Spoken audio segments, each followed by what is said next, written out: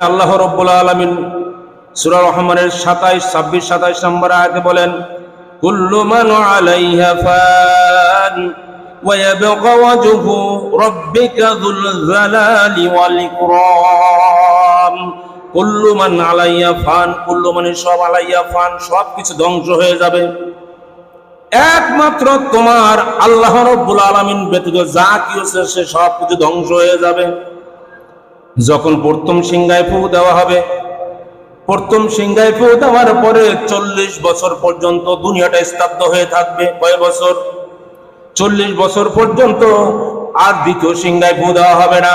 প্রথম সিংহার পর যখন দুনিয়া ধ্বংস হয়ে যাবে, 40 বছর পর্যন্ত স্থগিত হয়ে থাকবে, দুনিয়াটা থমকে থাকবে। এরপরে আবার দ্বিতীয় সিংহায় ফু দেওয়া হবে। আল্লাহ রাব্বুল আলামিন সূরা নাজিয়াতের 6 নম্বর 7 নম্বর আয়াতে বলেন, ইয়াউমা তারজুফুর রাজিফা তাতবাউহা রাদিফা। সেদিন কম্পিত হবে প্রথম সিংহাধ্বনি, আসবে দ্বিতীয় সিংহাধ্বনি।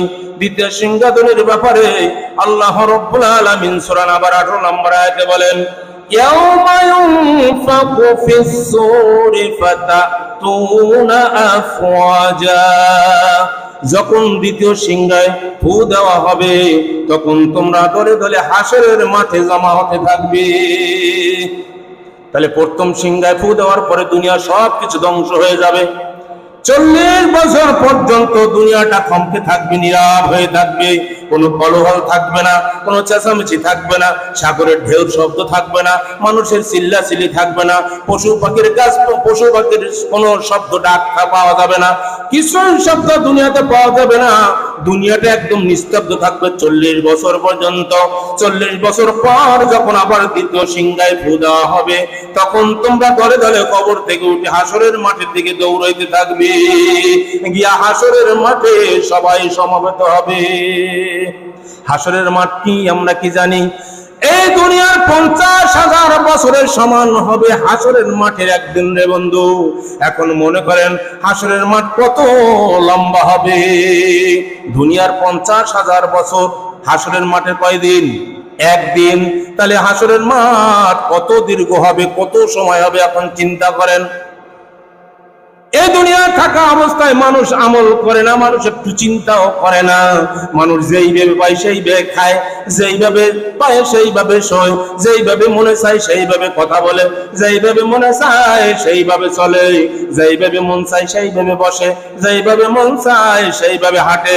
হাসরের মাঠের কথা একবার যদি কেউ চিন্তা করে, এই বছরে এই দুনিয়ার 50,000 বছর সমান সমান হাসরের মাঠের একদিন। লম্বা সময় নিয়ে হিসাব নিকাশ শুরু হয়ে যাবে। কিভাবে তুমি টাকা ইনকাম করলা, কোন থেকে টাকা আনলা, লম্বা সময় ধরে হিসাব নিকাশ শুরু হয়ে যাবে। তারপরে আসেন ভালো মন্দ। 6 নম্বর হচ্ছে ভালো মন্দ। এর মধ্যে ভাগ্যের, ভালো মন্দর উপর বিশ্বাস করা, ভাগ্যের প্রতি ঈমান আনা। নবী করিম সাল্লাল্লাহু আলাইহি সাল্লাম বলেন, জাফাল কলামু বিমা আনতালাক। আল্লাহর কলম তোমার ভাগ্য, তোমার ভবিষ্যৎ অনেক আগেই লিখে দিয়েছেন। যেটা হবার সেটা অবশ্যই হবে, যেটা হবার নয় কখনো হবে না। যতই দৌড়াদৌড়ি করো, লাফালাফি করো, যতই ডাইনে বামে যাও, তোমার ভাগ্যে যদি লেখা না থাকে তুমি পাবা না। হ্যাঁ পাবা। 2 নম্বরই কইরা কালো টাকা অর্জন কইরা, মানুষের টাকা মাইরা, মানুষের টাকা সিটারি কইরা তুমি টাকা পয়সার মালিক হতে পারবা, কিন্তু হাসরের মাঠ একদিন সমান সমান 50,000 বছর হিসাব দেওয়ার জন্য রেডি হয়ে থাকো। কোথায় থেকে টাকা কামাই করলা, কোথায় টাকা ব্যয় করলা, কিভাবে টাকা আনলা, কার টাকা আনলা, কোথা থেকে আনলা, মাইরা আনলা না হালাল ভাবে আনলা না হারাম ভাবে আনলা। হালাল হারামের বিচার হবে কিয়ামতের দিন। হাসরের মাঠটা এতই বড় হবে, দুনিয়ার 50,000 বছরের সমান হবে। হাসরের মাঠের একদিন। ও বন্ধু, তোমার চোখে পানি আসে না, তোমার কলিজার মধ্যে একটু কাঁপেও না? কোরআনের আয়াতগুলো খুলে দেখো না, আল্লাহ তাআলা কি তোমার জন্য নাজিল করলেন। কোরআনটা হলো সংবিধান, মুসলমানের মেন গ্রন্থ হলো কোরআন। কোরআনের মধ্যে আল্লাহ তাআলা সব কিছু বলে দিয়েছেন, হাদিসের মধ্যে বাদ বাকি নবীজি সব স্পষ্ট করে বলে দিয়েছেন। কোরআন আর সুন্নাহ ছাড়া একা কোরআন চলতে পারে না, কোরআনও লাগবে, হাদিসও লাগবে। ওতপ্রোতভাবে দুইটা জড়িত। দুই দাঁত যখন আমরা খাই, এক দাঁত দিয়া উপরের মাড়ি যদি একটা থাকতো, নিচের মাড়ি না থাকতো, চলতে পারতো, চাবাইতে পারতাম না। দুইটা মাড়ির মাধ্যমে যেমন আমরা চাবাইয়া চাবাইয়া খাই, হাত দুইটা হাত দ্বারা তালি বাজায়, দুইটা হাত দ্বারা ধরি, চোখ দুইটা, নাক দুইটা, সবকিছু আল্লাহ তাআলা দুইটা দিলেন। কোরআন ও হাদিস সংবিধান, আল্লাহ রাব্বুল আলামিন আমাদেরকে যে সংবিধান দিলেন, এই সংবিধান দুইটা, সেটা হলো কোরআন এবং সুন্নাহ। ও বন্ধু, ভাগ্যের কথা, ভাগ্যের উপর বিশ্বাস করতে হবে। আর একটা প্রশ্ন জিজ্ঞাসা করা হয়েছিল, নবীজি ইখলাস কি? ইখলাস হলো তুমি এমন ভাবে নামাজ পড়ো তুমি যেন আল্লাহরে দেখতে পাইতেছো, এমন ভাবে কল্পনার সাগরে ডুবে যাও, তোমার দুনিয়াতে নামাজে দাঁড়াইলে আর খেয়াল থাকার কথা না। সাহাবীরা, এক সাহাবী যুদ্ধে গেছিল, শত্রু টানে যুদ্ধে সেই সাহাবী নামাজে দাঁড়াইছিল। শত্রু এমন ভাবে একটা তীর ছুড়লো, সাহাবীর যাইয়া বুকের মধ্যে লাগলো, কিন্তু সাহাবী এমন ভাবে নামাজের মধ্যে মগ্ন হয়ে গেল, ওই ইখলাসের সহিত নামাজ পড়ছিল, মনে হয় আল্লাহরে দেখতে পাইতেছে, শরীরের মধ্যে তীর ঢুকে গেছে, সাহাবী ঠিক পায় নাই। ও বন্ধু, তুমি কেমন করে নামাজ পড়ো? নামাজে দাঁড়াইলে তুমি টাকা পয়সার হিসাব করো, নামাজে দাঁড়াইলে তুমি দুনিয়ার হিসাব নিকাশ করো, নামাজে দাঁড়াইলে তুমি দুনিয়াবি সব কিছু তুমি হিসাব নিকাশ নামাজের মধ্যে করো। না পারো সূরা কেরাত পড়তে, না পারো সূরা ফাতিহা পড়তে, না পারো 4টা সূরা পড়তে, কি দিয়া নামাজ পড়ো? একবার তুমি তোমার নিজের প্রশ্ন করো। রে মন, আল্লাহ তোরে দুনিয়ায় পাঠাইলো, ও হুজুরেরও তো পাঠাইলো, মুফতি সাহেবরেও পাঠাইলো, হাফেজ সাহেবরেও পাঠাইলো, আমারেও তো সেই রুহু পাঠাইলো। ও রুহু, তুই পারস না, কারণটা কি? হুজুরে পারে, তুই পারো না। হাফেজ সাহেব পুরা পেশ করা কোরআন শরীফ মুখস্থ করে, তুই 4টা সূরা পারো না। তোমার কি বন্ধু একবারও আফসোস হয় না? আজকের যে আফসোস করো না, হাসরের মাঠ লম্বা সময়, হাসরের মাঠে কিন্তু আফসোস করবা। এই কোরআনের জন্য তুমি আফসোস করবা, হাদিসের জন্য তুমি আফসোস করবা। আফসোস করতে করতে হাতের কবজি পর্যন্ত তুমি ছিঁড়ে ফেলবা, টিয়ারও পাইবা না। ওই সাহাবী যেমন বুকের মধ্যে তীর বাইদা ছিল, ইখলাসের সহিত নামাজ পড়তেছিল, টিয়ার পাই নাই, তেমন ভাবে তুমি হাত আফসোসে তুমি কামড়াইয়া ছিঁড়ে ফেলবা, তুমি চেয়ারও পাইবা না। আফসোস, দুনিয়ায় যদি আমি কোরআন খানা পড়ে আসতাম, ঠিকভাবে ক্লাসের সহিত নামাজ আদায় করতাম, আল্লাহ তাআলা আজকের আমারে পুরস্কৃত করত।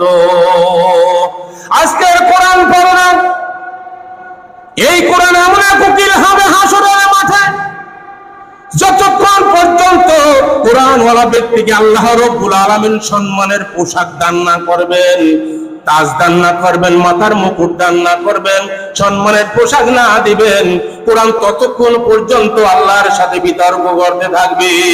আল্লাহ এর মুকুট দেন, দিতে থাকবে, তর্ক করতে থাকবে, আল্লাহ এর সম্মানের পোশাক দেন। দুনিয়াতে খাইয়া না খাইয়া কোরআন পড়ছে, মাবুদ গো কত কষ্ট করলো, খায় নাই, না খাইয়া খাইয়া কোরআন পড়ছে, না খাইয়া খাইয়া আমল করছে, মাবুদ গো সম্মানের পোশাক দান করেন। যতক্ষণ পর্যন্ত তাকে সম্মানের তাজ দান না করা হবে, কোরআন আল্লাহর সাথে বিতর্ক করতে থাকবে। তুমি মরার পরে উকিল পাইবা না, কোন সাহায্যকারী থাকবে না। সূরা আবাসায় মাঝখানের শেষের দিক দিয়ে মাঝখানে যাইয়া পড়ে দেখবা, যখন কিয়ামত সংঘটিত হবে, বাবা মাকে ভুলে যাবে, মা বাবাকে ভুলে যাবে, ছেলে সন্তান কোনো কাজে আসবে না, ভাই ভাই কোনো উপকারে আসবে না, কেউ কারো কোনো উপকারে আসবে না। সবাই শুধু ছুটতে থাকবে ডান বামে, কোথায় কে যাবে তুমি আর খুঁজে পাবা না। যখন তোমার কাঠগড়ায় দাঁড়া করা হবে, একটা নেকি যখন তোমার শর্ট পড়বে, কয়টা? একটা নেকি যখন শর্ট পড়বে, তখন বলবে যাও তোমার মায়ের কাছে যাও, একটা নেকি নিয়ে আসো, তুমি জান্নাতে যাইবা। সব কমপ্লিট, তুমি জান্নাতে যাওয়ার জন্য রেডি। একটা নাকি তোমার শর্ট পড়ে গেল, তোমাকে বলা হবে যাও মায়ের কাছে যাও, একটা নাকি নিয়ে আসো। ওই হাসরের মাঠে লক্ষ কোটি হাজার হাজার কোটি মানুষের মধ্যে মাকে তুমি খুঁজে কই পাইবা? দৌড়াইতে দৌড়াইতে কত বছর দৌড়াইবা আল্লাহ তাআলা ভালো জানে। যাইয়া দেখবা মায় পৃথিবীর এক ঘর এক কোনায় পড়ে আছে, বইসা সেই নফসি করতেছে। তুমি যাই বল মামা গো, আমার তো জান্নাতে রেডি হয়ে গেছে, একটা নাকি আমার শর্ট। ও মা, আমারে তুমি একটা নেকি দাও, আমি জান্নাতে যাইতে পারি। মা বলবে আমি তোমার চিনি না। বলবে আমি তোমার ছেলে, তোমার দুধ আমি দুনিয়ায় পান করেছি, পায়খানা প্রস্রাব সাফ করেছো, ছোটবেলা থেকে বড় করলাম, আগো তুমি আমারে এখন চিনো না। বলবে আমার তো কোনো ছেলেই ছিল না। আবার দৌড়ে আসবে হাসরের মাঠে কাঠ করায়, আবার বলবে যাও তোমার বাবার কাছে যাও, একটা নেকি নিয়ে আসো। আবার দৌড়াবা, হাজার হাজার বছর এলোমেলো শুধু দৌড়াইতে থাকবা, শুধু বাবাকে খুঁজবা। যাইয়া দেখবা এত ভিড়ের মধ্যে এক কোনায় বাবা দাঁড়াইয়া আছে। বাবা আমার তো জান্নাত রেডি, একটা নেকি হলে জান্নাতে যাইতে পারি। ও বাবা, দুনিয়াতে কষ্ট কইরা মানুষ করলাম, মাথার ঘাম পায়ে ফলাইয়া খাওয়াইলা, না খাইয়া আমারে খাওয়াইলাম। বাবা বাবা রে, একটা নেকি দাও, আমি জান্নাতে চলে যাই। বাবা বলবে তুমি কে? বলবে আমি তোমার ছেলে। বলবে তোমার তো আমি চিনি না, আমারই তো এখন দুর্গতি, আমি তুই নফসি করতেছি। বাবা একটা নেকি দেবে না, যাবা বোনের কাছে, বোনেও সেম প্রশ্ন করবে, সেই উত্তর দিবে। যাবা ভাইয়ের কাছে, ভাই তো দুনিয়াতেই দেখে না এক ভাই আর এক ভাইরে খুন করে, হাসরের মাঠে ভাই কিসের তোমার খবর রাখবে? ভাই কি খবর রাখবে? মনে করছো ভাই খবর রাখবে? দুনিয়াতে তো ভাই খবর রাখে না। দুনিয়াতে তো ভাই কি করে, এক ভাই জমির জন্য, ওদিন দেখলাম এক ভাই জমির জন্য এখান থেকে একটা সোরাম ভরিয়ে দিচ্ছে, পিঠ থেকে বাইরে গেছে। এক ভাই আর এক ভাই খুন করে জায়গা জমির জন্য, সামান্য স্বার্থের জন্য। আর তুমি মনে করছো তোমার কঠিন মুসিবতের সময় হাসরের মাঠে তোমাকে নেকি দিবে? কশ্চিন কালেও না, তোমাকে একটা নেকিও দেবে না, তোমার বোনও তোমাকে দেবে না। সাবধান মুসলমান, এখনো সময় আছে, এখনো সময় আছে, আমল বাড়াইয়া দাও। আমল বাড়াবা না, তোমার লেখা তুমিই পড়বা। এই দুনিয়ার 50,000 বছর সমান সমান হাসরের মাঠের একদিন। কয়দিন? হাসরের মাঠে একদিন। তাহলে কত বছর দাঁড়াই থাকতে হবে? এই হাসরের মাঠটা হবে তামার। কিসের হবে? হাসরের মাঠ থাকবে তামার। কোনো পানি বলতে কিচ্ছু থাকবে না, সব পানি পুড়িয়া ছাই হয়ে যাবে। কোনো পানি থাকবে না, কোনো গাছের ছায়া থাকবে না। সূর্যের আলোটা নিচের দিকে নেমে আসবে, সূর্য নিচের দিকে নেমে আসবে। মানুষ ঘামের মধ্যে সাঁতার কাটবে হাসরের মাঠে। এখন অনেকে মনে মনে এত ঘাম পাইবে করতে, যাও তাহলে বুঝবা ঘাম করতে বাইরে। এক একটা মানুষই তো বিশাল, আদম আলাইহিস সালামের মতো বডি হবে। এক একটা জান্নাতে যারা যাবে আদম আলাইহিস সালামের মতো বডি হবে। আর কাফেররা তো হবে বিশাল আকারে, 63 ফিট পুরো হবে চামড়াটা। কয় ফিট? কাফেরের 63 ফিট পুরো হবে কাফেরের চামড়া। তাহলে কাফেরটা কত বড় হবে এখন চিন্তা করেন। ঘাম কেমনে বাইর হয় বোঝা যাবে হাসরের মাঠে। যাও বন্ধু, আমার ওয়াজগুলো একটু করা, কারণ আমি একদম কোরআন হাদিস মোতাবেক বয়ান করি। আমি কারোর দিকে তাকাই না বয়ানের সময়। কার গায়ে লাগলো, কার পিঠে লাগলো আমার দেখার টাইম নাই, কারণ আমারই তো আল্লাহ জিব্বা কাটিয়ে দেবে আমি যদি কোরআনের বয়ানগুলো ঠিক মতো না পৌঁছাই দিই তোমাদের কাছে। আমি যদি ঠিকভাবে মুসলিম উম্মার কাছে কোরআনের দাওয়াতটা না পৌঁছাইয়ে দেই, আমারই বলবে বক্তা তুই এদিকে আয়, তোর আগে তক্তা মানাই দিই, আমার জিব্বা কিছু দিয়ে কেটে দেওয়া হবে। সেজন্য তা কাউকে ভয় পাওয়ার কিছু নাই। এখানে যা আছে সেই মোতাবেক তোমাকে আমি শুনাইয়া দিলাম। মানলে ভালো, না মানলে সেই ওই অবস্থা হবে, দৌড় লাভ শুরু হয়ে যাবে হাসরের মাঠে যাইয়া। প্রস্তুত থাকিও হাসরের মাঠে যাইয়া। তুমি এক সূরা ফাতিহাও জানো না, সূরা ফাতিহা বলে 10টা ভুল হয়, আফসোস। কি দিয়ে নামাজ পড়বো আমি, কি দিয়ে নামাজ পড়বো? সূরা ফাতিহাটা জানি না। কোন সূরা না জানলাম, সূরা ফাতিহা তো সঠিকভাবে জানা দরকার আছে। সূরা ফাতিহা না জানলে নামাজই হবে না। মনে রাখবেন, যারা এখন এই যে ডায়রিয়ামে কাঠ বাইরে যাচ্ছি, বাইরে চলে যাই, সূরা ফাতিহা যদি কেউ না জানে নামাজ কিন্তু কবুল হবে না, আগেই বলে দিলাম। কারে ধরবেন, কোন হুজুরে ধরবেন না হাফেজ সাহেবরে ধরবেন, ধইরা সূরা ফাতিহাটা কমপ্লিট করবেন, এটা আপনার খুশি, আপনার ইখতিয়ার। না হলে এই যে হালকায় বসবেন, না হয় এই যে তালিমে বসবেন, বসে বসে আপনি শিখবেন, না হয় কিন্তু উপায় থাকবে না। হাসরের মাঠ থাকবে তামার, কোনো ছায়া থাকবে না হাসরের মাঠে। যদি যে কোরআন পড়ছে কোরআনওয়ালা, তার উপর অটোমেটিক কোরআনের অক্ষর আইসা মৌমাছির মতো তার মাথার উপরে ছায়া দিবে। কিসে? কোরআন। কিসে দিবে? কোনো ছায়া থাকবে না, গাছের ছায়া থাকবে না, এই কোরআন তাকে হাসরের মাঠে ছায়া দিবে। কোরআন কবরে, সূরা মুলক কবরে সাথী হয়ে থাকবে। এখনো সময় আছে, কোরআন পড়ো, কারণ কোরআন কিন্তু তোমার বিপক্ষে চলে যাবে, আর বিপক্ষে চলে গেলে হাসরের মাঠে উপায় থাকবে না।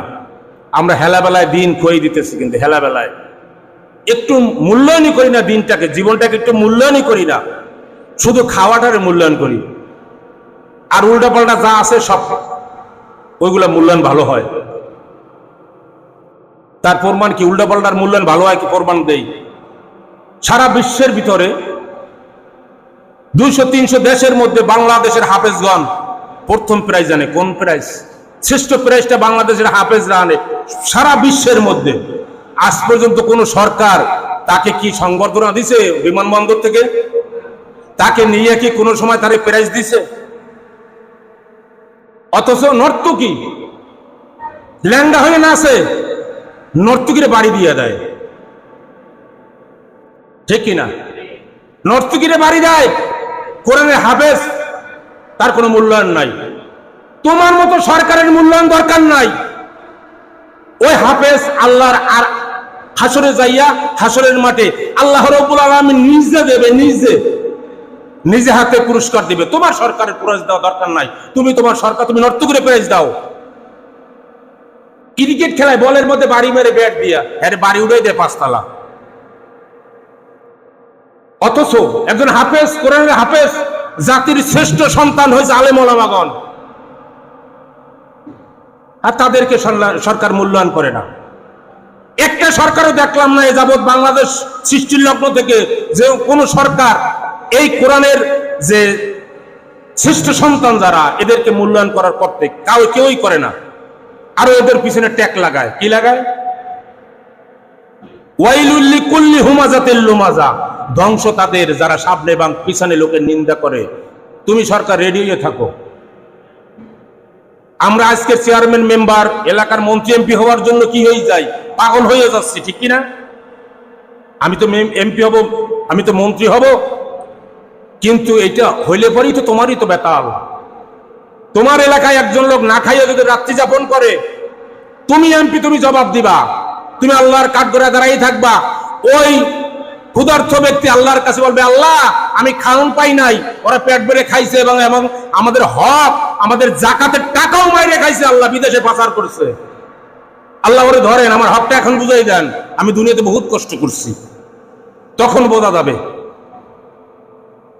প্রত্যেকটা গরিব লোক আল্লাহর কাছে নালিশ করবে চেয়ারম্যান মেম্বারের নামে। এখানে আছেন নাকি চেয়ারম্যান মেম্বার? আবার চেয়ারম্যান মেম্বারের নামে নালিশ করবে, আল্লাহ এলাকার মেম্বার আবার খোঁজ খবর নেন, আমি তো না খাইয়ে ঘুমাইছি। তাহলে এখন গরিব থাকা ভালো, সাধারণ জনগণ থাকা ভালো, না মেম্বার হওয়া ভালো? হ্যাঁ বোঝেন, দায়িত্ব নেওয়া সহজ, কিন্তু দায়িত্ব পালন করা কঠিন। প্রত্যেকটা কাজের জন্য হাসরের মাঠে জবাবদিহিতা করতে হবে। আর আপনি খালি ইসলামকে একবার জয়যুক্ত করেন, ইসলামকে দেখবেন আপনি দরজা খুলে ঘুমাবেন। আজকের একটা কথা বলে গেলাম, আমার কথাটা যদি সত্য না হয় আমার জিহ্বা কাইটে দিয়ে না আপনারা সেদিনকার আইসা। খালি ইসলামের দলকে জয়যুক্ত করুন। যদি এই দেশে আপনারা দরজা মেলে না ঘুমাইতে পারেন, তাহলে আমার জিহ্বা কাইটে দিয়ে সেদিনকার। চুরি বলতে কিছুই থাকবে না, জেনা বলতে কিছুই থাকবে না, দর্শন বলতে কিছুই থাকবে না, মেয়ে লোকের দিকে তাকাইতে সুযোগ পাবে না বকাটেরা। ইসলামের আইন চালু করলে, কোরআনের আইন চালু করলে, বকাটে যেই সব ছেলেরা আছে, মেয়েরা সামনে দিয়ে আটকে গেলে ওর দিকে তাকাইবে না, ও মনে করবে না বোম, আর এর দিকে তাকাই দেখবে ভয়ের ঠেলায়। ইসলামের শাসন চালু হলে, সেজন্য আমরা ইসলামের শাসন চালু করবো ইনশাআল্লাহ। আল মারউ মা মান আহিব্বাহু, যে যাকে ভালোবাসবে তার সাথে তার হাসর নাসর হবে। কথাটা মনে রাখবেন। আপনি যদি ইসলামকে ভালোবাসেন, আপনি ইসলামের দলের লোকের সাথে, আপনি আলেম ওলামার সাথে আপনি হাসর নাসর হবে। আর যদি আপনি অন্য দলকে ভালোবাসেন, আর তাদের সাথে আপনি হাসর নাসর হবে, এবং তাদের সাথে গেলে আপনার কি অবস্থা হবে আপনি ভালো জানেন। আমার কিছু বলার অপেক্ষা রাখে না, কারণ মানুষকে আল্লাহ রাব্বুল আলামিন সুস্থ ব্রেন দিয়েছেন। সবাই চিন্তা করতে পারে যে আমি খারাপ রাস্তায় গেলে কি হবে, ভালো রাস্তায় গেলে কি হবে। তো আমরা ইনশাআল্লাহ আল্লাহ তাআলার রাস্তাকে এবার জয়যুক্ত করতে চাই। আমরা কোরআনের শাসন চাই বাংলাদেশে, ঠিক কিনা? কোরআনের শাসন চাই আমরা। সবই তো দেখলাম, এবার একটু কোরআনের শাসনটা দেখি যে আসলে কোরআনের শাসন কি।